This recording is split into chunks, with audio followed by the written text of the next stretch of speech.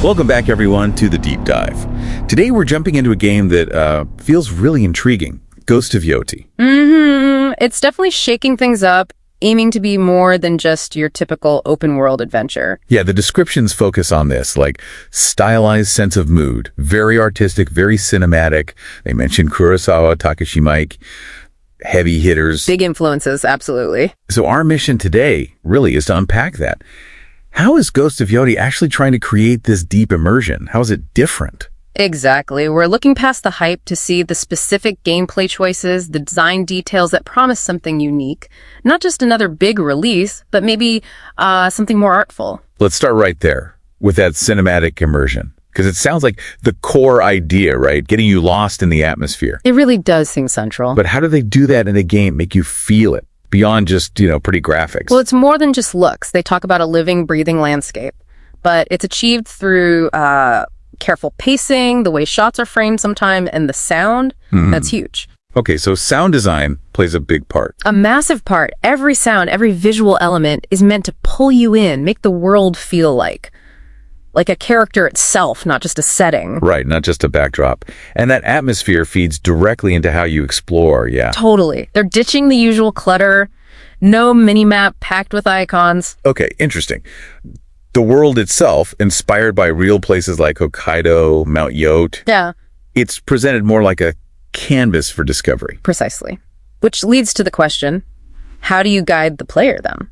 Yeah, without just putting icons everywhere. Their answer is this clue card system. It replaces the mini-map, gives you sort of narrative breadcrumbs, they call them. Narrative breadcrumbs. I like that. So it empowers you to figure things out, explore more organically. That's the goal. Yeah. Making navigation part of the experience, part of the mystery, not just following a waypoint. That does sound cool. But, could it be frustrating? For players used to having that mini-map crutch, is it too opaque? That's a valid concern, definitely. But the idea seems to be that the clues aren't super cryptic. They're tied into the story, the environment. Okay. So it encourages you to actually look at the world, to observe. You learn to read the landscape itself as your guide, which, again, deepens that immersion. Gotcha. Okay, let's shift to combat.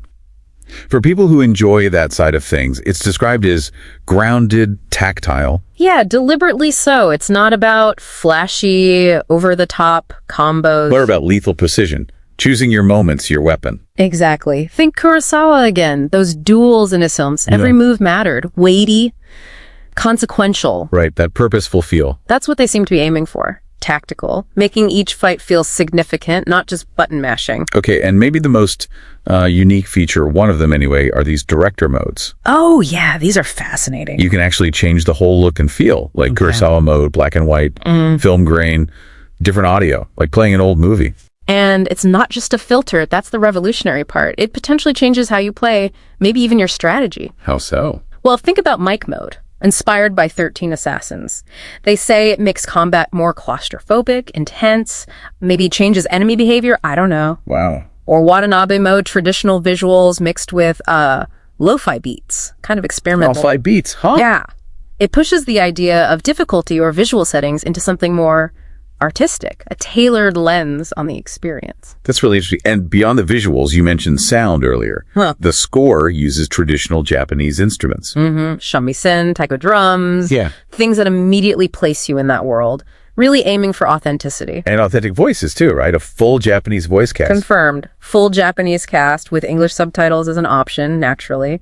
That commitment to authenticity, it really adds another layer. Makes it feel genuine. So pulling this all together, what does it mean for you playing this? Ghost of Yote sounds like it's really trying to fuse that orchestrated cinematic feel with open world freedom. In a way, few big games attempt, yeah. It definitely feels like it's carving its own niche. It really makes a strong case for games as well as an art form, doesn't it? I think so. It's certainly pushing in that direction. And for anyone wanting to see for themselves, it's out October 2nd on PS5. Right, October 2nd. So as we wrap up, here's something to think about.